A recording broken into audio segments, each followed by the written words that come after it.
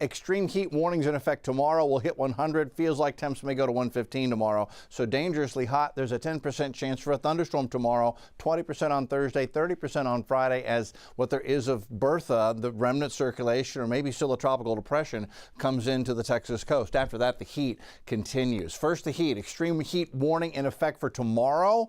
Heat index values go to 110 to 115 between 11 a.m. and 8 p.m. on Wednesday. That's dangerously hot. This is the modeling on that.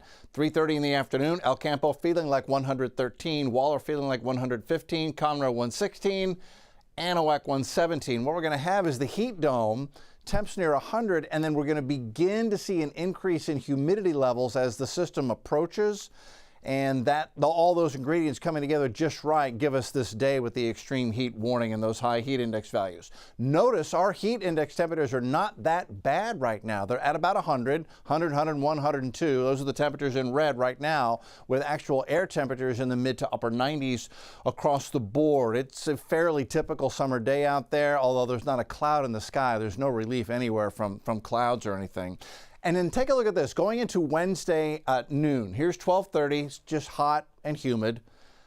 In the afternoon, though, modeling now producing a handful of isolated showers or thunderstorms. Now, I'm paying attention to this because if we do get a thunder shower that breaks the cap and is able to tap all the heat and humidity in the atmosphere tomorrow, there could be one or two of these that become intense little thunderstorms.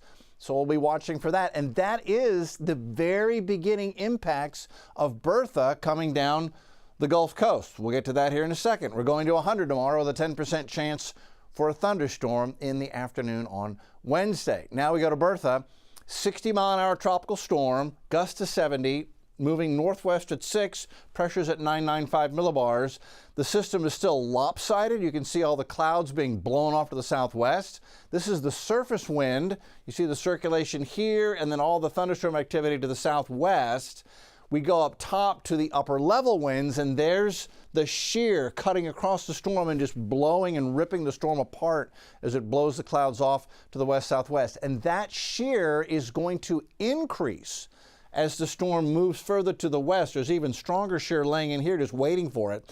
So the storm is going to have a hard time the next 48 hours. It's going to bump into land to one degree or another when it goes in toward New Orleans tomorrow afternoon. Combining with its influence with land, that increasing shear should rip the storm apart. At the moment, the Hurricane Center leaves it as a minimal tropical storm along the coast of Louisiana, then drops it to a depression as we head into Friday morning. So Thursday, Friday are our greatest impacts here. What will those impacts most likely be? Let's take a look at future track. This is the storm grazing the coast of Louisiana tomorrow. And again, we'll watch. We could see an isolated storm in the broad outer circulation of Bertha. We go into Thursday morning. There's the circulation, a few showers in the coastal waters, a north breeze Thursday morning. Thursday midday, winds shift easterly with a couple of showers.